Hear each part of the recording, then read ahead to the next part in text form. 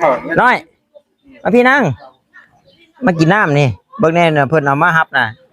อ้ายว่าดีแต่เพิ่นเอาเหล้าขาวมาว่าซั่นแซ่บบ่หน่อยน้ำสั่งบ่ล่ะหรือน้ำซื้อน้ำชาแกะน้อยเพิ่นเกรงใจครับเพิ่นยังบ่ลืกป้อนเลยเขินใช่แล้วมันสิเป็นหญิงรักหญิงอยู่ได้เขินแล้วหน้าเด็กโอ้นางออกเปล่าเราเห็นพอแห้งอีกเวทอีกเฮ้ยตกลงเราเขินหรือเจ้าเขินแบบนี้เอ้ยเนาะยิงเบ้า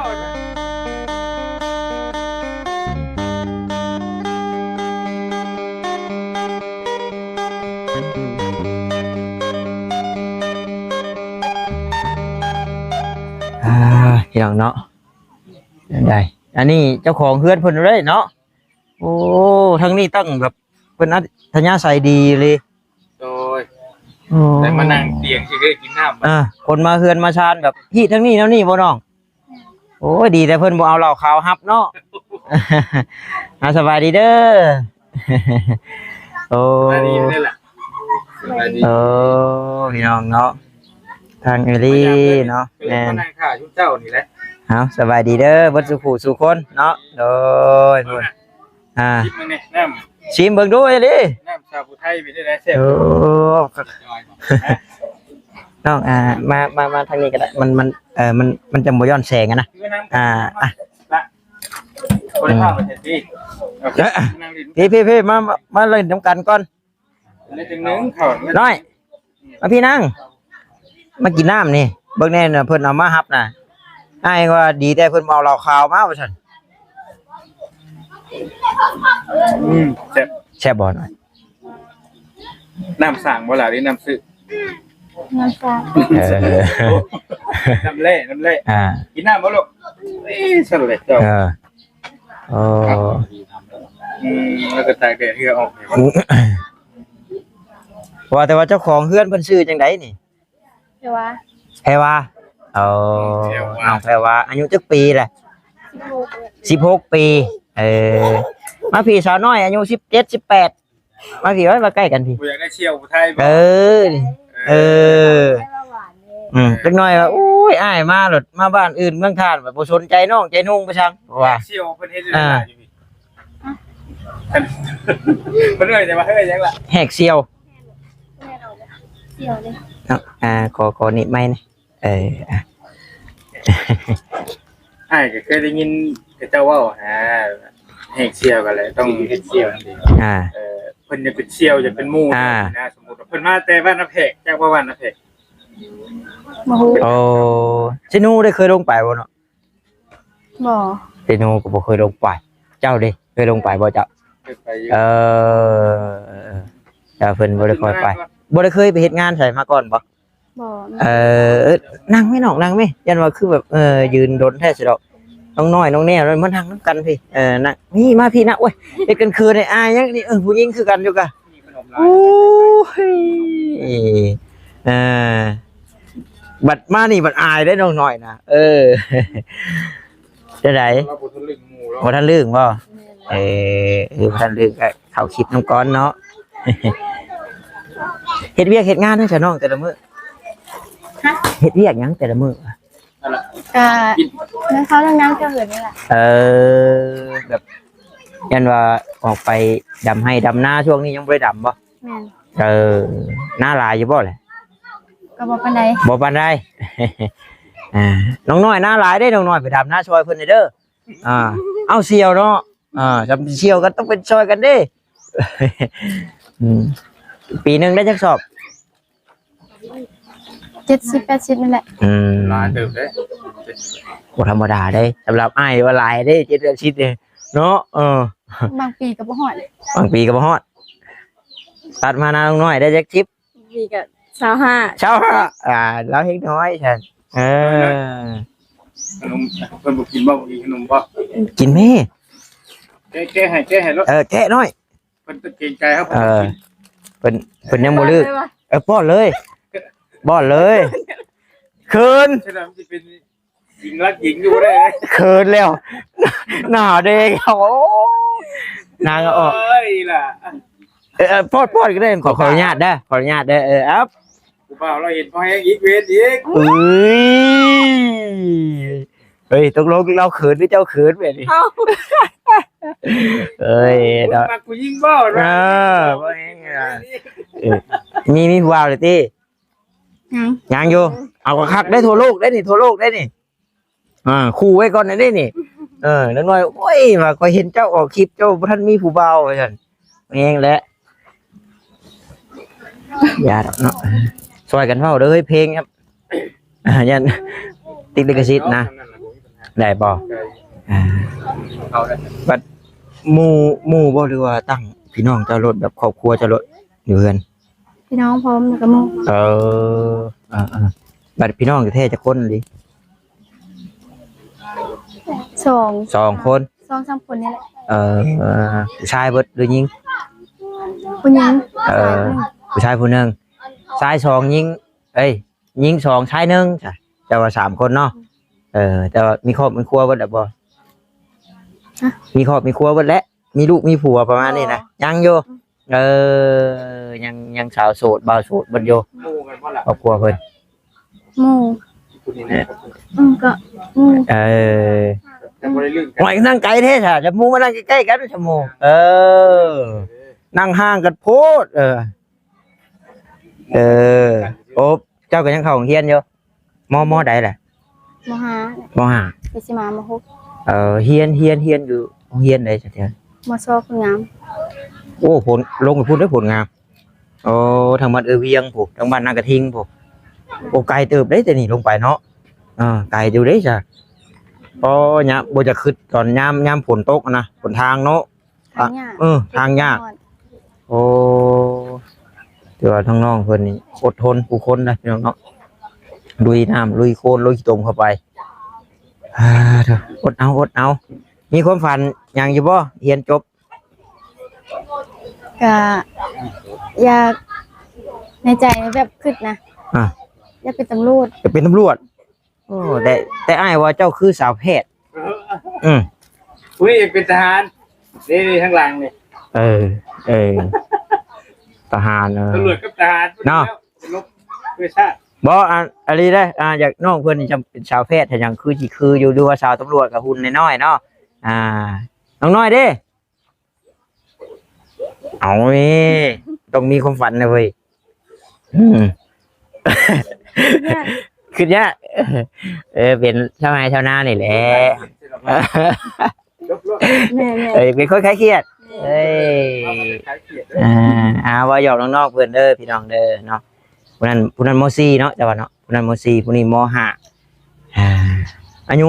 ผู้นี้หลายกว่าปีนึงเนาะ76 115แต่ว่าน้อยม.ใหญ่สำคัญพี่น้องเนาะตามสูงบัดนี้ก็เดือน8แม่นบ่เดือน8วันที่30พุ่นได้เปิดเรียนเนาะเดือน9บ่ เดือนเก่า บ่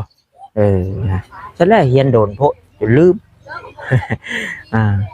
เขาเรียนก็มักไปหายิ่งกระโปกกระปอมพี่น้องเนาะน้องเพิ่นว่าได้ที่1รถโอ้ยอ้ายรถโจยของห้องตลอดว่ะ เจ้าได้ที่1อยู่บ่เจ้าบ่ได้น้อยสุดเท่าไหร่เก้าโอ้ธรรมดาอยู่แต่ที่เก้าสมมุติว่านักเรียนในห้องน่ะมี40-50คนก็เราได้ที่เก้าเลยก็เถิดเบิ่งโดอ้ายบัดในห้องนั้น56อ้ายก็อันดับ5และ50อีแล้วอันนั้นแต่ละคนบ่ได้พาวเต้มีแต่หนึ่งเขา โอ้ย1เข้าเขาเดียว15นาที1เข้าน่ะไม่ใช่1เฮิงหน่วยแม่มาเด้ออ้าวเข้าบ่ได้1บ่เฮ็ดเนาะน้องน้อยเด้บ่ได้พาวบ่พาวกับเมื่อบ่ได้เด้เจ้าถามเบิ่งพี่น้องเนาะยันว่าน้องเพิ่นอยาก1ข้าว1น้ำเฮ็ดอยู่กูกินเจ้าได้ฉับบ่ได้แบบ1ข้าว1น้ำบ่จำ1ก็เฮ็ดเอาได้เดี๋ยวอ้ายสิให้เพิ่นเบิ่งตอนเฮ็ด1แล้วบ่คือพี่น้องเนาะมานำเบาหวดเนาะทางเบาหวด เบาผู้ไทยฟังลาวบ่ชื่อช่องเนาะเบาผู้ไทยฟังลาวเพียงเนาะคือทางอ้ายแล้วนี่แบบทายพิถีชีวิตแบบผู้สาวสินะแบบว่าอยู่ตามชนบทเนาะผู้สาวอยู่ตามชนบทแหละเราพามาพี่น้องเอ้ยก็คือน้องเพิ่นนี้คือทางอ้ายเพิ่นก็เคยถ่ายอยู่แล้วสินะก็เลยเนาะได้ถ่ายถามข่าวๆเนาะทางน้องๆเพิ่นน้อยจะอ้าวเนาะจังได้คือไปหาถ่ายผู้แชทผู้สาวแล้วว่าซั่นนี่แหละพี่น้องเนาะถามข่าวๆเบิ่งแต่ละบ้านขดองได้ซั่นถามเรื่องขดองอีกก้อนผู้นั้นถามแล้วฮู้แล้วผู้นั้นเจ้าเด้ บ่ฮู้น้ำพ่อน้ำแม่ บ่ฮู้น้ำพ่อน้ำแม่ว่าเองรถเป็นที่ใดเฮ้ย เว้าบ่ได้นะ ว่าบ่ได้เนาะเจ้าเว้าเองหรือพ่อแม่เป็นคนเว้า เว้าเอง เว้าเองผู้นี้ร้อยผู้นี้ตัดสินเองโลดเอาหมักเนาะหมักเว้าเองโลดบ่ได้เด้อเจ้าเด้อล้มกันบักเหิงแล้วบัดไปถามพ่อถามแม่ว่าโอ้แล้วอกหักเลยผู้นั้น เนาะกะจังได๋ถ้าแบบบ่ฮวดมาถ่ายน้องเพิ่นดุอยู่บ่ ยังคนนี้ยัง คนนี้ยังอยู่ เคยถ่ายแต่ในบุญทหารกองใส่หมอเพชรไว้วัดจักมื้อยังมาถ่ายอยู่เพิ่นเด้อ ก็เลยมื้อนี้มื้อแรกเลยบ่เจ้าถ่ายอยู่นี่ถ่ายหลายคน พอดีได้ซะเนาะได้ฮู้จักกับน้องๆเพิ่นพี่น้องเว้ยฮู้จักเราอยู่บ่อ้ายเสือดำเคยเห็นอยู่บ่ เคยเห็นอยู่ เคยเห็นอยู่ยังใครกลัวผู้นี้อยู่ผู้นี้บ่เคยเห็นเราเคยเห็นแท้บ่ เคยอยู่แบบเวลาเล่นเบิ่งคลิป เด้ใช่ก็ขึ้น บ่เตียงไม่ใช่ ชื่อหยังก็วัดขึ้นไปคิดว่าออกแต่ว่าฮู้จักเนาะชำอ้ายนี่แห้งแล้วบ่เคยเห็นเนาะคุ้นอยู่บ่ บ่ แล้วจ้ะ3 ปีก็บ่ได้ลงFacebook บาทนึงคือบ่ต้าเป็นคนที่แบบบ่ค่อยมัก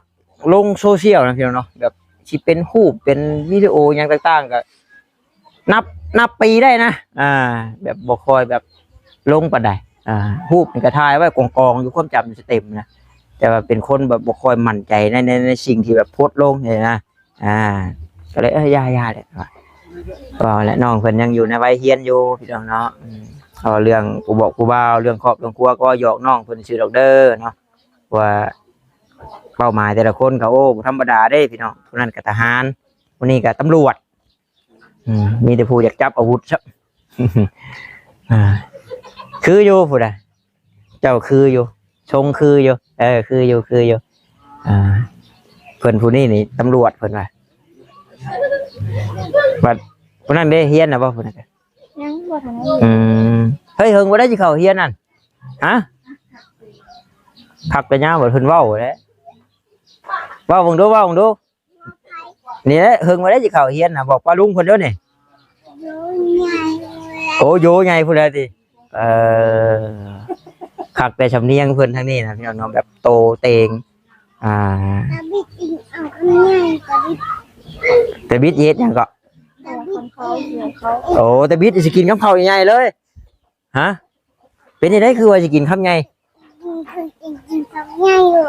มันจังใหญ่ไว้บ่โอ้ความคิด น้องเป็นเด็ก เนาะเริ่มอยู่ได้น้อยเอ้ยบนเด็กก็หาเชียนจะได้น้องละไปหาเชียนแต่บนมันห่มมันเงาแล้วเฮ้ยจำไหม คืนรีบ่คืนรีโอ้แล้วค่ะกูว่าอกหักตามๆแล้วหน่อยเนาะฮะก็ยับเข้าไปใกล้ๆเลยนี่ตวาดกล้องใช่มันFC เพิ่นลายตาเด้นี่พวกขามเพื่อนเจ้าบ่ล่ะแม่นเขาทั้งห่มกันนี่เฮือนน้องเพิ่นพี่น้องเนาะมีงูป่ะเนาะคักเลยนี่โอ้ถูกนี่เรื่องอยู่ว่ายามมีเวียกมีงานเนาะพักลาบซีนลาบหยังโอ้ยเป็นโฮมบ่ย่างกลางเต็นท์เลยผู้บ่าวยังมานั่งเล่นกันครับหลายโพดจักกลางคืนนี่บ่มีบ่ยันว่าพี่น้องเนาะแบบว่าเขตแบบ ห่างออกมาจากตัวเมืองเลยแบบยันเนี่ยคือทางบ้านอ้ายกี่ได้มีได้ไปเอิ้นอยู่เฮือนนะนอนแล้วบ่ประมาณนี้นะมาลิ้นน้ำแน่ฉันสิเห็นนะทางนี้ก็เบิดยุกแล้วบ่ทางนี้ก็ ยังอยู่เนาะอลีแล้วเนาะอลีเนาะตะกี้เนาะไปเคาะอลีได้ตะกี้นอนแล้วบ่ประมาณนี้นะครับนี่ก็กายหัวกันไดเอาแน่ว่าคือลิ้นน้ำนะแต่หากันบ่ได้โอ้บ่มีแล้ว ชีวิตพี่สามเด้ชีวิตพี่สามเมมโอ้ย ฟังเพลงรับนูนได้ตะกี้ โอ้คักแล้วผู้ใดได้โทรศัพท์แบบมีไฟแสงสีแน่หรือว่าบักหลายๆลำโพงแล้วก็ป๊อดคักแน่นอนเลยรุ่นคักสบายอ้ายมากโอ้คักนี่สบายอ้ายเลยมาเลยไฟแสงสีหน่อยโอ้ยบ่ได้คักผมนี่โอ้ยผมใช้ iPhone พี่น้องเนาะใช้กับ iPhone พุ่นเป็นได้ฉาพาอ้ายเลาะเบิ่งได้อยู่บ่เฮือนนี่รีวิวได้อยู่บ่นี่หรือว่าได้บ่ได้ได้เบิ่งหาเนาะเบิ่งหาวันนั้นเอื้อยบ่ผู้อยู่เทิงบ่หมู่ห่วยหมู่หลายเด้เนาะเพราะว่าไอ้หัวเรือทางเบาหัวเพิ่นว่าติดต่อทางน้องเพิ่นไว้ว่าสิมาถ่ายอยู่เนาะแต่พอดีพาทางไอรีแล้วก็ทางนี่แหละบอต้าเข้ามาแล้วพอดีน้องเพิ่นก็อยู่เฮือนพี่น้องเนาะก็เลยได้ถามข่าวน้องเพิ่นโอ้ทางนี้นี่แบบนิยมแบบเอาพื้นไว้ตารางเนาะน้องเนาะแม่นแบบบ่ค่อยเฮ็ดเตาบ่ค่อยเตาถ่านบ่บ่ค่อยมีเตาถ่านเตาหยังเนาะเพื่อนน้องเพิ่นกระเบื้องคือสิแน่นหนาอยู่หลังคาคือสิบ่หัวดอกได้ใช้รถไทยเอาไปให้ไปหน้าบ่นี่ดูท่านมีบ่นี่เอาไปให้ไปนะทางนี้เนี่ยเพิ่นนิยมเฮ็ดให้เด้พี่น้องเนาะแต่สิมาเป็นเคยอยู่ตรงนี้นี่ต้องทางให้เก่งๆพี่น้องเอ้ยแม่นบ่แม่นทางเทิงผู้หลายครับบางทีละลงมาบ่โอ้ยเพิ่นบ่เคยเพิ่นก็บ่ชงดอกก็เลยว่าจักว่าเอิ้นก็เพิ่นสิลงมาพี่จ๊ะพี่น้องนี่ก็เคยลงมาเอิ้นเพิ่นบ่คิดคุยดอกสาวผู้ไทยเนาะคือสิได้น่ะเห็นมานั่งรถหิวน้ำต้อยๆลงมาน้ำใจพี่น้องเอ้ยเป็นยังนางใกล้คืนน้องน้อยพอลูกมักผู้หญิงหลีบจังหน่อยเอาหมวกใช่บัดแห้งแบบคือแบบเข้าไปแบบเนาะสไตล์แบบท็อปแบบอย่างโอ้เอาลีนี่อ่ะโอ้โอ้ยเราเนาะกับเนื้อกับตัวซะคนงามบ่ได้บ่คนงามบ่ได้เสียใจเลยแม่โอ้ตอนให้ป้อนขนมหน้าแดงลื่นก็สัตว์เท่าบาทโอ้ยพอได้บ่หยอกน้องเพิ่นพี่น้องเอ้ยบัดเพิ่นผู้นั้นบัดนิ่งๆเพิ่นผู้นั้นเนาะบัดเจ้าไปไทยบ่เจ้าผู้เพิ่นมีครอบครัวแล้วติเพิ่นจักปีซั่น20 ปีเพราะว่าเห็นทางเบาหัวเพิ่นว่าเคยถ่ายเจ้าลงเห็นนะเพิ่นหางเอานี่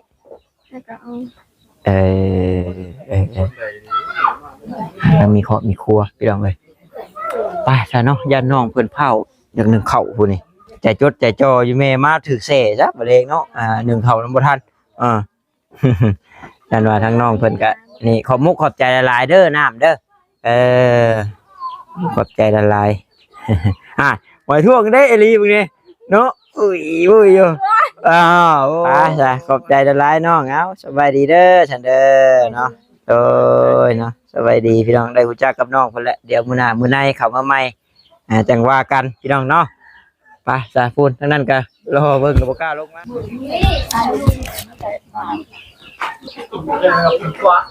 พี่น้องเนาะทางบ่าวตาเองก็คือสิได้ขอตัวจบคลิปก่อนเด้อบัดนี้พี่น้องเด้อว่าคำว่าคำจาได้ว่าบ่ม่วนนนหูว่าผิดพลาดประการใดก็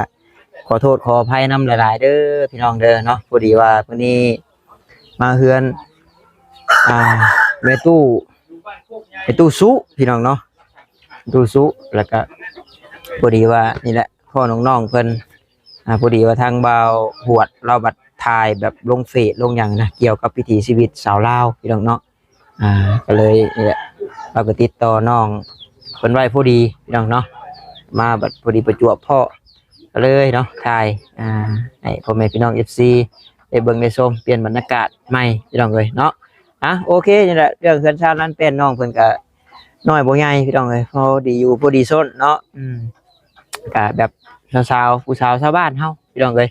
ก็อยู่แบบนี้แหละนึ่งข้าวเป่าไผ่เลี้ยงเป็ดเลี้ยงไก่อยู่เฮือนอยู่ชานถ้าพ่อถ้าแม่พ่อแม่ไปให้ไปสวนพี่น้องเนาะโอเคพี่น้องสบายดีเด้อพี่น้องเด้อบ๊ายบา